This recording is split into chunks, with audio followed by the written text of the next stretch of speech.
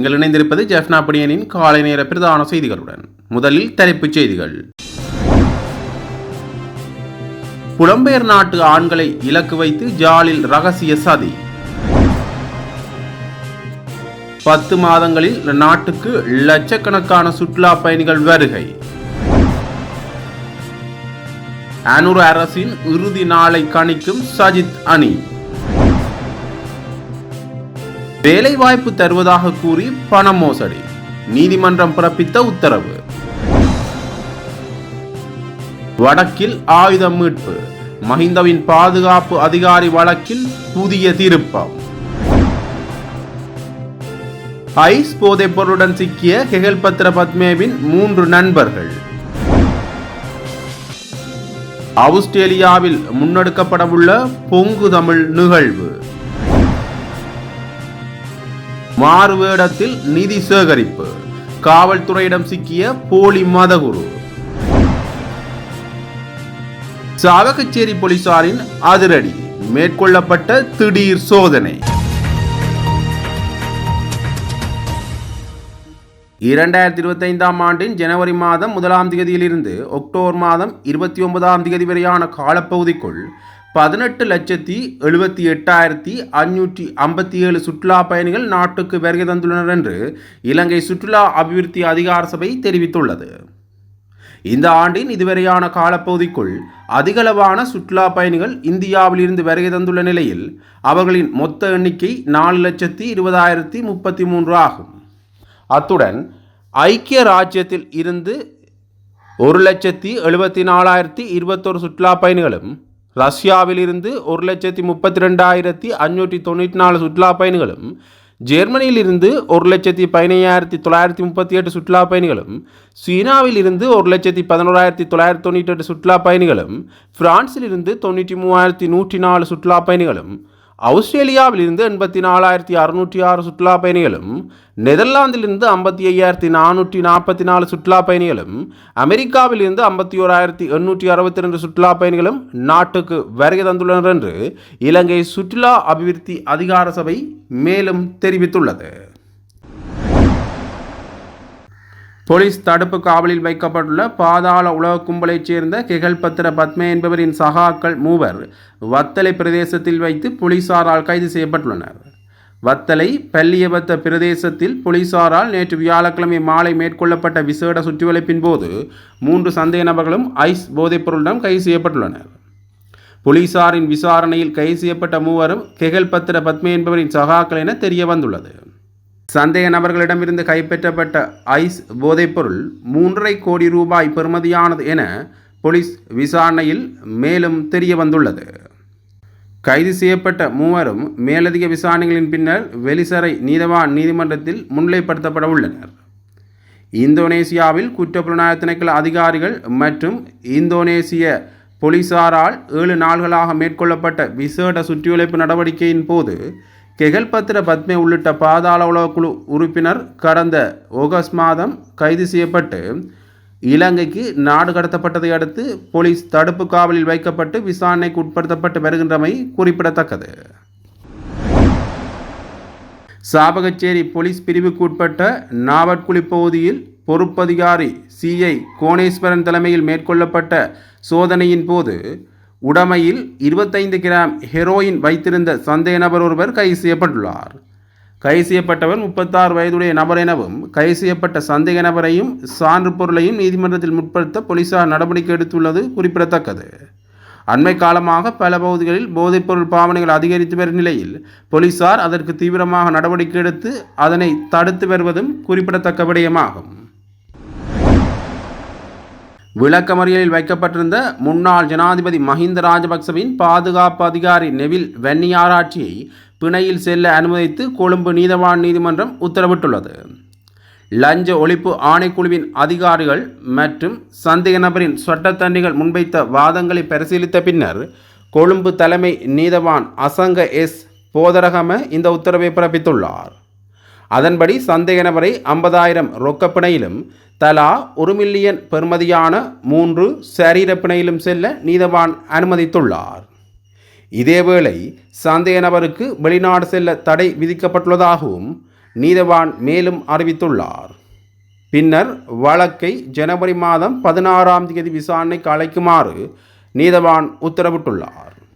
28 million ரூபாய் பெறுமதியான சொத்துக்களை முறைகேடாக ஈட்டியதாக சந்தேகத்தின் பேரில் லஞ்ச ஒழிப்பு ஆணைக்குழுவால் முன்னாள் ஜனாதிபதி மஹிந்த ராஜபக்சவின் பாதுகாப்பு அதிகாரி நெவில் வென்னியாராச்சி கைது செய்யப்பட்டிருந்தார். மன்னார் மாவட்டத்தில் கத்தோலிக்க குருக்கள் அணியும் ஆடையுடன் மாறுவேடத்தில் நிதி சேகரிப்பில் ஈடுபட்ட நபர் ஒருவர் கைது செய்யப்பட்டுள்ளார். சம்பவம் குறித்து மேலும் தெரிய வருகையில் கடந்த 27ஆம் தேதி திங்கட்கிழமை யாழ்ப்பாணத்திலிருந்து வந்த நபர் ஒருவர் கத்தோலிக்க குருக்கள் அணியும் ஆடையான வெள்ளை அங்கி மற்றும் கருப்பு பட்டி அணிந்தவராய் தன்னை ஒரு கத்தோலிக்க குருவாக காண்பித்து வீடுகளுக்கு சென்று நிதி சேகரிப்பில் ஈடுபட்டுள்ளார். முத்தரிப்புத்துறை, வங்காளை போன்ற இடங்களில் அவர் நிதி சேகரிப்பில் ஈடுபட்டுள்ளதாக கூறப்படுகின்றது. குறித்த நபர் ஒவ்வொரு இடங்களிலும் வெவ்வேறு விதங்களில் தன்னை அடையாளப்படுத்தி கொண்டுள்ளார். சில இடங்களில் கத்தோலிக்க திருச்சபையின் ஒரு துறவற சபை குரு என்றும் வேறு சில இடங்களில் வேறு சபை குரு எனவும் கூறியுள்ளார். இதேவேளை குறித்த சந்தேக நபர் நானாட்டானில் உள்ள வங்கியொன்றிலும் பணத்தை வைப்பிலிட்டுள்ள நிலையில் அவர் பற்றிய தகவல் மன்னார் காவல்துறைக்கு அறிவிக்கப்பட்டுள்ளது. இந்நிலையில் நானாட்டானில் இருந்து மன்னார் நகருக்கு அவர் பேருந்தில் வந்த வேளையில் மன்னார் பேருந்து திரைப்படத்தில் வைத்து காவல்துறையினர் அவரை கைது செய்துள்ளனர். காவல் நிலையத்துக்கு அவரை அழைத்துச் சென்று விசாரித்த காவல்துறையினர் அவர் உண்மையான குருவானவர் இல்லை என்பதையும் சிறியதொரு கிறிஸ்தவ சபை உறுப்பினர் என்பதையும் உறுதிப்படுத்தியுள்ளனர். இந்த நிலையில் அவரை தடுத்து வைத்து காவல்துறையினர் அடுத்த நாள் இவரை மன்னார் நீதிமன்றத்தில் முன்னிலைப்படுத்தியுள்ளனர். விசாரணைகளை மேற்கொண்ட மன்னார் நீதவான் குறித்த நபரை விளக்கமறியலில் வைக்க உத்தரவிட்டுள்ளார். இதேவேளை இவ்வாறானவர்கள் மட்டில் மக்கள் விழிப்புடன் இருக்குமாறும் மன்னார் ஆயர் இல்லம் மக்களிடம் வேண்டுகோள் விடுத்துள்ளமை குறிப்பிடத்தக்க விடயமாகும். ஆஸ்திரேலியாவில் பொங்குதமிழ் எனும் மாபெரும் மக்கள் எழுச்சி நிகழ்வு இடம்பெறவுள்ளது. தமிழ் மக்களுக்கான சர்வதேச கண்காணிப்பில் பொது வாக்கெடுப்பை வலியுறுத்தி இந்நிகழ்வு முன்னெடுக்கப்படவுள்ளது. இதன் அடிப்படையில் குறித்த நிகழ்வு மெல்போர்ன் நகரின் மையப்பகுதியான பெடரேஷன் ஸ்கொரியாவில் இடம்பெறவுள்ளது.